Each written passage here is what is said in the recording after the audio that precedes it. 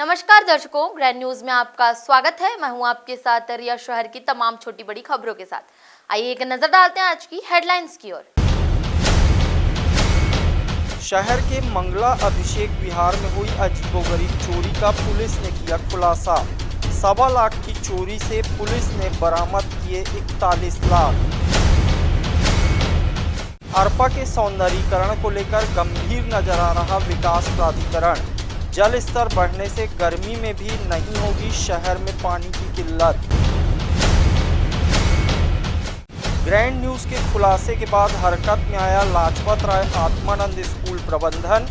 10 सीटों पर लॉटरी निकालकर बच्चों को दिया प्रवेश।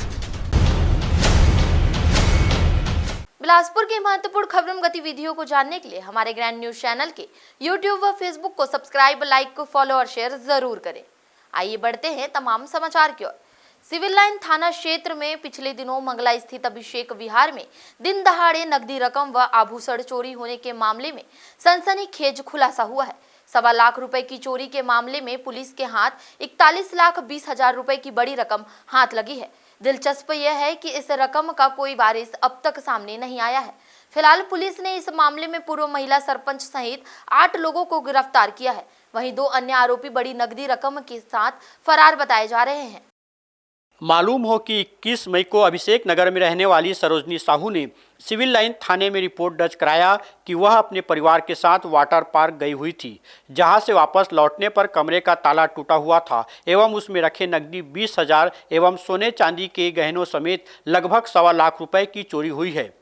पुलिस ने अपराध दर्ज कर पतासाजी शुरू की तो एसीसीयू की टीम ने सीसीटीवी फुटेज को खंगालना शुरू किया तो उसमें महत्वपूर्ण सुराग उनके हाथ लगे, जिनमें 3 नकाबपोश युवक बुलेट में सवार होकर उसलापुर धुरीपारा होते हुए रतनपुर की तरफ भागते दिखाई पड़े और सिविल लाइन व क्राइम ब्रांच की टीम ने संयुक्त कार्रवाई करते हुए सेला रेनीकट के पास उक्त बुलेट सवार युवकों को धर दबोचा, जिनके बैग की तलाशी लेने पर 25 लाख रुपए नगद एवं सोने चांदी के गहने पुलिस के हाथ लगे, जिन्होंने पूछताछ के दौरान चोरी करना स्वीकार किया।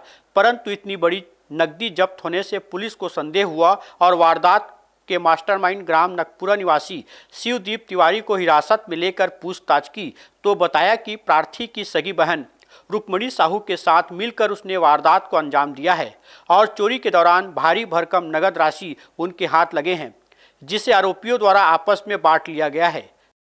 एक मामला भी कुछ दिन पहले चोरी का सामने आया था, जिसमें अभिषेक नगर में एक महिला ने रिपोर्ट दर्ज कराई थी कि जब वो कहीं बाहर गई थी तो उसके घर से बाहर जाते ही घर में 3 लोग घुसे और कुछ ज्वेलरी और 20,000 रुपये लूट छीन के लेके चोरी करके लेके चले गए। इसमें मामला दर्ज किया गया। चोरों को फुटेज के आधार पे और इंट के आधार पे जब पकड़ा गया तो उनके पास से एक बड़ी रकम बरामद हुई। बड़ी रकम जब बरामद हुई तो महिला से फिर पूछताछ हुई। उसने कुछ और पैसे का जब नाम लिया तो फिर और इनसे सख्ती से पूछताछ की गई तो पता चला कि कुछ और रकम है। तो लगभग 41,20,000 रुपये की जब्ती इसमें की गई है। प्रार्थी जिसके घर से चोरी है वो ये बता रही है कि वो पैसा उसका नहीं है। वो सरोजनी साहू नाम की महिला बता रही है कि मेरे घर से जो बरामदगी का पैसा उसका मेरे पास कोई हिसाब नहीं है और मेरे घर से चोरी नहीं है। पुलिस ने इस मामले में आरोपी शिवदीप तिवारी, सूरज विश्वकर्मा, विशु श्रीवास, किशोरी लाल, गजेंद्र कश्यप, रुक्मणी साहू एवं समर कश्यप को गिरफ्तार कर उनके पास से नकदी 41,20,000, बुलेट बाइक, एक धारदार चाकू, सोने चांदी के गहने बरामद किए हैं। 2 अन्य आरोपी गोलू कश्यप, शिव नारायण साहू नकदी रकम समेत फरार बताए जा रहे हैं। फिलहाल आरोपियों से जब्त 41 लाख रुपए किसके हैं, यह जानने में पुलिस की टीम लगी हुई है। शंका जताई जा रही है कि बेनामी रकम किसी अफसर या ठेकेदार के हो सकते हैं। कैमरामैन राहुल ठाकुर के साथ Vinod Singh, grand news Bilaspur. Bilaspur builders association CREDAI की जिला इकाई का शपथ ग्रहण समारोह मंगलवार को संपन्न हुआ। इंस्टॉलेशन सेरेमनी में मुख्य अतिथि के रूप में राज्य पर्यटन मंडल के अध्यक्ष अटल श्रीवास्तव शामिल हुए, जबकि कार्यक्रम की अध्यक्षता अरपा विकास प्राधिकरण के उपाध्यक्ष अभय नारायण राय ने की। इस अवसर पर क्रेडाई के प्रदेश अध्यक्ष सुनील रहेजा भी उपस्थित रहे। कार्यक्रम को संबोधित करते हुए मुख्य अतिथि अटल श्रीवास्तव ने कहा कि सरकार ने ईडब्ल्यूएस और अन्य मुद्दों पर नियमों का सरलीकरण किया है, जिससे आने वाले समय में बिल्डर्स को इसका लाभ मिलेगा। वहीं उन्होंने शहर और आसपास के क्षेत्रों में चल रही अवैध प्लाटिंग को लेकर चिंता व्यक्त की। उन्होंने कहा कि अवैध प्लाटिंग करने वालों को रोकने के लिए कड़े नियम बनाने होंगे।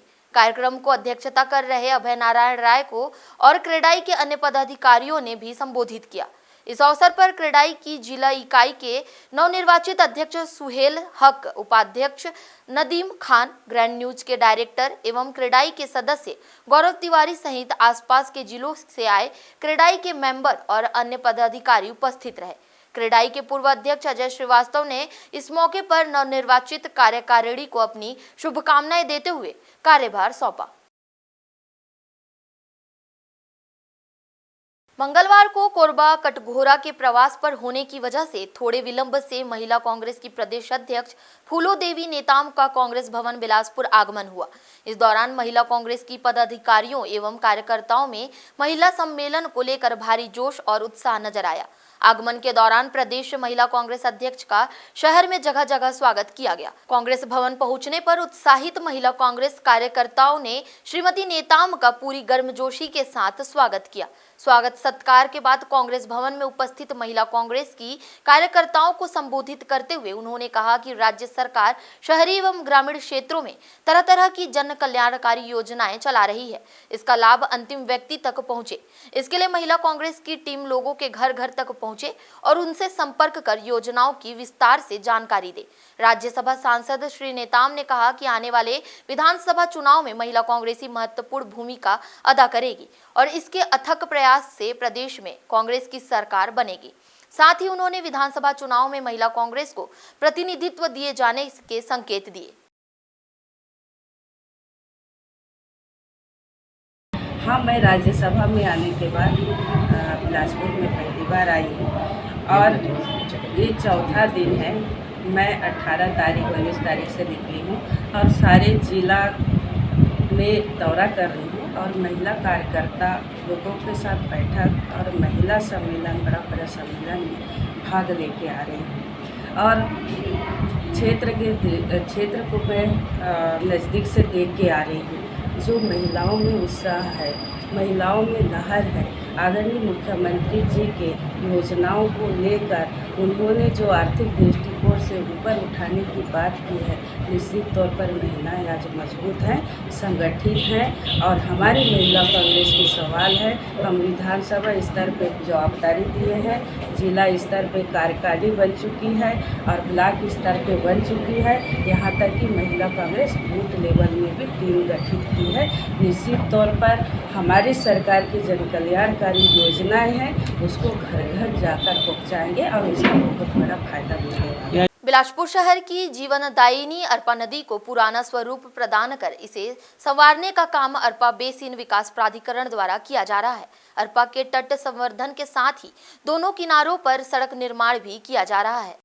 प्रदेश के मुख्यमंत्री भूपेश बघेल द्वारा चुनाव पूर्व लिए गए संकल्प के परिणाम स्वरूप अरपा नदी के संपूर्ण विकास के लिए अरपा बेसिन विकास प्राधिकरण का गठन किया गया है। प्राधिकरण के गठन के बाद से अरपा के तट को संवारने और इसे समृद्ध स्वरूप प्रदान करने लगातार विकास कार्य किए जा रहे हैं। प्राधिकरण के उपाध्यक्ष अभय नारायण राय ने बताया कि इसके गठन का मुख्य उद्देश्य अरपा नदी में 12 महीने पानी का प्रवाह बनाए रखना है। उन्होंने बताया कि आगे चलकर अरपा नदी में डैम का निर्माण भी किया जाएगा, जिससे बिलासपुर शहर में जल स्तर लबालब बना रहेगा। मुख्यमंत्री बन के जब पहली बार कांग्रेस भवन पहुंचे, कांग्रेस भवन के सामने सभा हुई तो उन्होंने कहा था कि मैंने वादा किया था, संकल्प लिया था, अब समय आ गया कि संकल्प पूरा किया जाए। अरपा में 12 मासी पानी रहे, इसका इंतजाम किया जाएगा। उसके पश्चात उन्होंने अरपा बेसिन विकास प्राधिकरण का गठन किया। गंभीरता इससे समझ में आती है उस संकल्प की कि इसके अध्यक्ष खुद मुख्यमंत्री जी हैं। उपाध्यक्ष और सदस्य के रूप में हम लोग की बिलासपुर के लोगों की नियुक्ति की गई है। दूसरी बात, इसका उद्देश्य आपने पूछा। प्रथम उद्देश्य है कि अरपा सदा नीला रहे, साल भर पानी बहे, जो 40 साल 50 साल पहले की अरपा हुआ करती थी। अरपा के सौंदर्यीकरण अभियान के तहत शिव घाट सरकंडा में और पचरी घाट जूना बिलासपुर में 2 बैराज का निर्माण 100 करोड़ रुपए की लागत से किया जा रहा है। साथ ही अरपा के दोनों किनारों पर सड़क का निर्माण भी चल रहा है। इसके अलावा आगे चलकर अरपा में डैम का निर्माण भी किया जाएगा, जिससे शहरवासियों को गर्मी के दिनों में भी जल स्तर बने रहने से पानी की किल्लत का सामना नहीं करना पड़ेगा। अरपा नदी के उद्गम से लेकर समापन तक 147 किलोमीटर नदी तट को संवारने और पानी की भरपूर उपलब्धता का कार्य भी अरपा बेसिन विकास प्राधिकरण द्वारा किया जा रहा है। पूर्व में कुछ लोगों द्वारा शहरवासियों को अरपा को टेम्स नदी की तर्ज पर संवारने का सपना दिखाया गया था, जो पूरा नहीं हो सका। वर्तमान में भूपेश बघेल की कांग्रेस सरकार नदी का बेहतर तरीके से संवारने की पहल कर जन भावना के अनुरूप कार्य कर रही है। कैमरामैन कैलाश यादव के साथ विनय मिश्रा, ग्रैंड न्यूज़। प्रवज्य संस्कार श्रामनेर शिविर में पूज्य भदंत बुद्ध घोष बोधि जी द्वारा 60 तरुण भंतों का प्रवज्य संस्कार कराया गया। यह शिविर पूज्य भदंत बुद्ध घोष बोधि जी के आचार्यत्व में संपन्न कराया जा रहा है। शिविर में तथागत सम्यक सबुद्ध द्वारा दी गई हुई साधना तथा धम्म एवं बोधिसत्व बाबा साहब अम्बेडकर के मिशन के बारे में भंते जी द्वारा मार्गदर्शन प्रदान किया जाएगा। प्रवज्य संस्कार 22 मई को शुरू हुआ और 28 मई को इसका समापन डॉक्टर भीमराव अंबेडकर सामाजिक भवन, डॉक्टर अंबेडकर नगर, बिलासपुर में होगा। शिविर में शहर के अलावा आसपास के क्षेत्र से बड़ी संख्या में समाज के लोग भाग ले रहे हैं।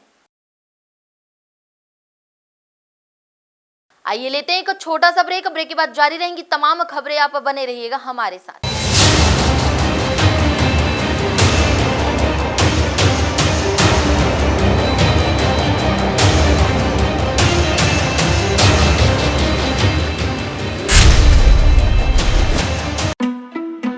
जिंदगी है तो उम्मीदें हैं, और जब उम्मीदें रंग लाती हैं तो एक छोटू सा कपड़ा डोरी पे टंग जाता है।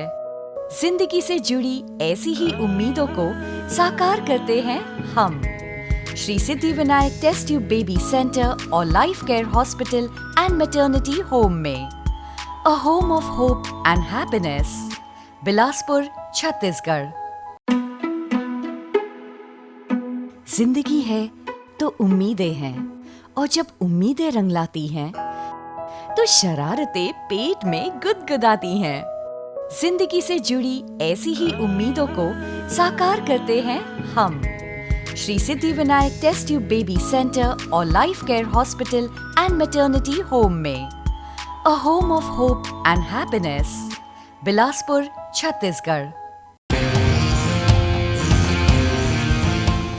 मंजिलें हों चाहे जितने, पर राह सबकी एक। Doctor CV Raman university, Kargi road, Kota, Bilaspur.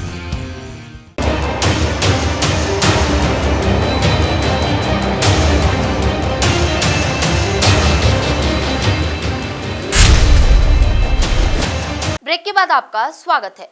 Bilaspur Pendra rail मार्ग पर कोयला लदी मालगाड़ी के एक वैगन में आग लग गई। आग लगने की वजह से करगी रोड कोटा रेलवे स्टेशन के पास मालगाड़ी रोकी गई। चक्रधरपुर से पंजाब जा रही मालगाड़ी के डिब्बे में मंगलवार सुबह कोयले में आग लग गई। लोको पायलट की सूचना पर मालगाड़ी को करगी रोड स्टेशन पर रोका गया, जहां पर दमकल कर्मियों ने मशक्कत कर आग पर काबू पाया। इस दौरान OHE लाइन को भी बंद किया गया। करीब 2 घंटे तक रेलवे ट्रैक बाधित रहा। डिब्बे में लगी आग को बुझाकर मालगाड़ी को गंतव्य के लिए भेज दिया गया है। गौरतलब है कि जिले का तापमान इन दिनों नौतप्पा के चलते 44 डिग्री पर पहुंच गया है। ऐसे में मालगाड़ी के डिब्बे में रखा कोयला गर्म होकर अपने आप आग पकड़ लेता है। रेलवे को इस ओर ध्यान देकर कोयले का परिवहन करना चाहिए। छत्तीसगढ़ की प्रदेश महिला कांग्रेस अध्यक्ष और राज्यसभा सांसद फूलो देवी नेताम 5 दिवसीय अंचल के दौरे पर हैं। मंगलवार को उन्होंने बिलासपुर में महिला कार्यकर्ताओं को सशक्त भूमिका निभाने के लिए तैयार रहने का आह्वान किया। राज्य विधानसभा में महिला मजबूत स्थिति में है। आने वाले चुनाव में उन्हें और भी ज्यादा प्रतिनिधित्व दिया जाएगा। सांसद श्रीमती नेताम ने कहा कि भारतीय जनता पार्टी अखिल भारतीय स्तर पर कांग्रेस नेता राहुल गांधी का जितना अपमान करेगी, पूरे देश में कांग्रेस उतनी मजबूत होकर उभरेगी। कर्नाटक में राजनीति को धर्म से जोड़ने का काम बीजेपी ने किया, पर बजरंगबली ने कांग्रेस का साथ दिया। हिंदुत्व के सवाल पर प्रदेश महिला कांग्रेस के अध्यक्ष ने कहा कि हिंदुत्व भाजपा की बपौती नहीं है। राहुल गांधी के साथ आज पूरा देश खड़ा है। उन्होंने छत्तीसगढ़ के मुख्यमंत्री भूपेश बघेल की सराहना करते हुए कहा कि छत्तीसगढ़ की तमाम योजनाएं देश में लोकप्रिय रोल मॉडल के रूप में सामने आई हैं। हिमाचल और कर्नाटक में छत्तीसगढ़ की योजनाओं को राष्ट्रव्यापी सफलता मिली है। ध्यान रहे कि प्रदेश महिला कांग्रेस की अध्यक्ष सांसद फूलोदेवी नेताम देश के उच्च सदन राज्यसभा में छत्तीसगढ़ की एक मजबूत आवाज है। प्रदेश अध्यक्ष कोरबा कटघोरा से होते हुए मंगलवार को बिलासपुर पहुंची। उन्होंने ग्रैंड न्यूज के डायरेक्टर गौरव तिवारी और प्रदेश महिला कांग्रेस की महासचिव शिल्पी तिवारी के निवास पर दोपहर का भोजन लेने के बाद ग्रैंड न्यूज से बात की। इस मौके पर बड़ी संख्या में महिला कांग्रेस की पदाधिकारी तथा कांग्रेस जन मौजूद थे।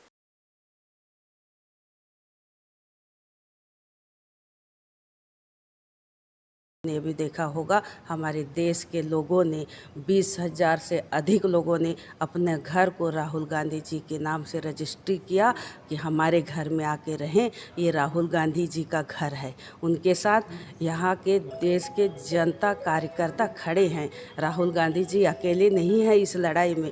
राहुल गांधी जी के साथ हर एक लोग, हर एक मजदूर, हर एक महिला, हर एक किसान, हमारे देश के लोग वहाँ राहुल जी के साथ कंधे से कंधे मिला के खड़े हैं। और निश्चित तौर पर आने वाला 2024 के चुनाव में फ़ायदा मिलेगा इसका और राहुल जी प्रधानमंत्री बनेंगे। हम लोग हमेशा हिंदुत्व की बात करते हैं। जाने माने है वो अकेली भारतीय जनता पार्टी के लोग हिंदू हैं, हम भी हिंदू हैं, हमारे यहाँ के लोग हिंदू हैं। कई लोग हिंदू धर्म के हैं, हिंदुत्व को अपनाते हैं। कर्नाटक के चुनाव में और बजरंगबली को जहाँ पे एक भगवान है, बजरंगबली हैं, उनको सामने लाया गया और राजनीति की गई। लेकिन बजरंगबली उनके साथ नहीं थे, बजरंगबली कांग्रेस के साथ थे। बजरंगबली कांग्रेस को आशीर्वाद दिए। बजरंगबली भगवान हमारे कांग्रेस के सच्चाई के साथ दिए, जो वहाँ की जनता अच्छी तरह समझ चुकी और बहुमत के आधार पर वह सरकार बना है। देखिए, ये आशीर्वचन दीदी अभी देंगी हम लोगों को। मैं उनके साथ कटघोरा से उनको ज्वाइन करी हूँ और हम लोग पाली रतनपुर महामाया जी के दर्शन करते हुए आज हम लोग यहाँ बिलासपुर कांग्रेस भवन जाने वाले हैं। यहाँ पर भोजन की व्यवस्था थी हमारे घर में और बस अब हम लोग यहाँ से निकलने ही वाले हैं। वहाँ भी सभी महिलाएं, हमारे ब्लॉक स्तर की, जिला स्तर के सभी महिलाएं वहाँ पर आई हुई हैं। बहुत ज़बरदस्त भूमिका निभाएंगे और निभा रहे हैं भैया। पिछली भी जो हमारी सरकार में रही 2018 में, तो महिलाओं का पूर्ण रूप से उनका मतलब योगदान रहा है, जो कि मुख्यमंत्री भूपेश बघेल जी ने भी खुल के मतलब उनकी तारीफ की है। तो इस बार भी महिलाएं अपना उत्कृष्ट प्रदर्शन करेंगी। स्वामी आत्मानंद लाजपत राय स्कूल में कक्षा पहली से प्रवेश के लिए लॉटरी प्रक्रिया में हुई गड़बड़ी को ग्रैंड न्यूज की टीम ने प्रमुखता से दिखाया था, जिसके बाद खबर में रंग दिखाया। विभाग ने गलती सुधारते हुए मंगलवार को बचे 10 सीटों के लिए लॉटरी निकाली। स्वामी आत्मानंद लाजपत राय स्कूल में 16 मई को पहली कक्षा के लिए 15 सीटों पर चयन के लिए लॉटरी निकाली गई थी। कुछ अभिभावकों ने आरोप लगाया था कि उन्हें 25 सीटों की जानकारी दी गई थी, परंतु 15 सीटों पर ही लॉटरी क्यों निकाली गई, बाकी 10 सीटों का क्या हुआ, इस विषय पर स्कूल प्रबंधन कोई माकूल जवाब नहीं दे पा रहा है। ग्रैंड न्यूज़ की टीम ने जब इसकी पड़ताल की तो आरोप सही निकला। विभाग एवं स्कूल प्रबंधन से जब इसकी शिकायत की गई तब प्रबंधन ने गलती सुधारते हुए बचे 10 सीटों पर लॉटरी निकालने आश्वासन दिया और मंगलवार को शेष 10 सीटों की लॉटरी निकाली गई। स्वामी आत्मानंद अंग्रेजी माध्यम विद्यालय लाजपत राय स्कूल के लिए आज लॉटरी की प्रक्रिया अपनाई गई। आज शेष 10 सीटों के लिए लॉटरी की प्रक्रिया करनी थी, जिसमें से पूर्व में की गई लॉटरी के 2 सीट जो वेटिंग में थे उसको क्लियर करते हुए 8 सीट के लिए सिलेक्शन किया गया और जिसमें 4 बालक और 4 बालिकाओं का चयन हुआ है। 2 वेटिंग रखा गया है। इस प्रकार कुल 10 सीटों के लिए यहाँ पर लॉटरी निकाला गया है। 16 मई को हमने लॉटरी की थी, जिसमें क्लास 1 में 10 जो बच्चों का सीट है वो रिक्त रह गया था, है ना। शेष बची हुई 10 सीटों के लिए आज हमने लॉटरी की, जिसमें 2 वेटिंग लिस्ट से जो पूर्व में लॉटरी निकली थी उससे उन बच्चों को हम अभी प्रवेशित माने हैं और शेष बची हुई 8 सीटों की लॉटरी हमने की है। उसके बाद हमने 2 वेटिंग पुनः निकाला है ना, और उनको 30 मई तक का समय दिया गया है फॉर्म, उनके सारे जो डॉक्यूमेंट्स हैं उसको सबमिट करने के लिए। अगर वो उस डेट तक नहीं अपने डॉक्यूमेंट्स लेकर आते हैं तो हम प्रतीक्षा सूची में जो हमने बच्चों का नाम निकाला है उनको हम अवसर प्रदान करें। देर से ही सही, स्कूल प्रबंधन ने गलती सुधारते हुए 10 सीटों पर लॉटरी निकाली है। इससे 10 गरीब बच्चों को अब आत्मानंद स्कूल में पढ़ने का मौका मिलेगा। इस पहल के लिए अभिभावकों ने ग्रैंड न्यूज टीम का आभार जताया। कैमरामैन गोपाल मौर्य के साथ शत्रुघ्न चौधरी, ग्रैंड न्यूज, बिलासपुर। राजस्व पटवारी संघ की हड़ताल मंगलवार को 9वें दिन भी लगातार जारी रही। मंगलवार को कनिष्ठ प्रशासनिक अधिकारी संघ यानी नायाब तहसीलदारों ने भी पटवारियों की हड़ताल को अपना नैतिक समर्थन दिया। पटवारियों की हड़ताल के चलते राजस्व संबंधित सभी कार्य प्रभावित हो रहे हैं। पटवारी संघ के जिलाध्यक्ष देव कश्यप ने बताया कि शासन स्तर पर लगातार भर्तियां चल रही हैं। ऐसे में उम्मीदवारों को आय, जाति, निवास प्रमाण पत्र बनवाने में परेशानी का सामना करना पड़ रहा है। उन्होंने बताया कि कनिष्ठ प्रशासनिक अधिकारी संघ ने भी काम का दबाव होने की वजह से पटवारियों की हड़ताल को अपना समर्थन दिया है। राजस्व पटवारी संघ की हड़ताल मंगलवार को 9वें दिन भी लगातार जारी रही। मंगलवार को कनिष्ठ प्रशासनिक अधिकारी संघ यानी नायब तहसीलदारों ने भी पटवारियों की हड़ताल को अपना नैतिक समर्थन दे दिया। पटवारियों की हड़ताल के चलते राजस्व संबंधित सभी कार्य प्रभावित हो रहे हैं। पटवारी संघ के जिलाध्यक्ष देव कश्यप ने बताया कि शासन स्तर पर लगातार भर्तियां चल रही हैं। ऐसे में उम्मीदवारों को आय, जाति, निवास प्रमाण पत्र बनवाने में परेशानी का सामना करना पड़ रहा है। उन्होंने बताया कि कनिष्ठ प्रशासनिक अधिकारी संघ ने भी काम का दबाव होने की वजह से पटवारियों की हड़ताल को अपना समर्थन दिया है। आज हमारे अनिश्चितकालीन धरना आंदोलन का 9वां दिन है और आज हमारे कनिष्ठ प्रशासनिक संघ तहसीलदार लोग हमें नैतिक समर्थन प्रदान किया है। इससे पहले राजस्व निरीक्षक लोग भी हमारे नैतिक समर्थन प्राप्त दिए और उन्होंने भी काम बंद करने का हमें आश्वासन दिया है कि यदि हमको पटवारी के काम का दबाव हमको दिया जाता है तो हम काम नहीं करेंगे। अभी तक सरकार से कोई पहल या वार्ता नहीं हुई है, लेकिन वर्तमान स्थिति देखते हुए अभी नई नई वैकेंसियाँ निकली है जिसमें विद्यार्थियों को जाति निवास आमदनी की बहुत परेशानी हो रहा है। पटवारियों की हड़ताल को लेकर शासन स्तर पर भी अभी तक कोई पहल या वार्ता शुरू नहीं की गई है। इसे लेकर पटवारियों में खासा रोष देखा जा रहा है। पटवारियों का कहना है कि राज्य स्तर पर सभी विभागों में चल रही भर्तियों को देखते हुए और उम्मीदवारों की परेशानी को समझते हुए शासन को अपनी ओर से उचित पहल करनी चाहिए। हड़ताल लंबी चलने से शासन का ही नुकसान होगा। बहरहाल इस मामले में राज्य सरकार आगे चलकर क्या निर्णय लेती है यह तो आने वाला समय ही बताएगा। कैमरामैन कैलाश यादव के साथ विनय मिश्रा, ग्रैंड न्यूज़। पिछले दिनों रतनपुर में दर्ज पास्को एक्ट एवं अनैतिक कृत्य के मामले में महिला की गिरफ्तारी के बाद वहां तनाव की स्थिति अभी भी बनी हुई है। यही वजह है कि पूरे रतनपुर में चप्पे चप्पे पर कानून व्यवस्था बनाए रखने के उद्देश्य पुलिस की ड्यूटी लगाई गई है। इस बीच बिलासागुड़ी में आयोजित पत्रकार वार्ता के दौरान पुलिस अधीक्षक संतोष सिंह ने मीडिया के माध्यम से आमजनों से अपील की है कि सभी वर्ग शांति व्यवस्था बनाए रखने में पुलिस प्रशासन का सहयोग करें। उन्होंने आश्वस्त किया है कि मामले की निष्पक्ष जांच की जाएगी एवं दोषियों के विरुद्ध उचित कार्रवाई होगी, जिसके लिए उनके द्वारा टीम भी गठित किया गया है जो 7 दिन के भीतर अपनी रिपोर्ट सौंपेंगे, जिसके आधार पर उचित निर्णय लिया जाएगा। इधर पूरे मामले में आरोप झेल रहे रतनपुर थाना प्रभारी कृष्णकांत सिंह को हटाए जाने के बाद उनकी जगह सकरी थाना के प्रभारी सागर पाठक को रतनपुर थाने का अतिरिक्त प्रभार सौंपा गया है। इसके अलावा पुलिस अधीक्षक ने सोशल मीडिया पर अनावश्यक टिप्पणी करते हुए माहौल बिगाड़ने की कोशिश करने वालों पर कार्रवाई के संकेत दिए हैं, जिनके पोस्ट पर नजर रखी जा रही है और एफआईआर तक की चेतावनी पुलिस प्रशासन द्वारा दी गई है। पूरे जिले में विशेषकर रतनपुर में माहौल जो है बेहतर रहे। मैं कई बार देख रहा हूँ कई सारे लोग अफवाहें फैला रहे हैं, अनावश्यक तथ्य जो चीज़ नहीं है उसको फैला रहे हैं। कुछ सोशल मीडिया पे मैंने पोस्ट दिया, इनको दिया, उस पर आप एफआईआर दर्ज करिए।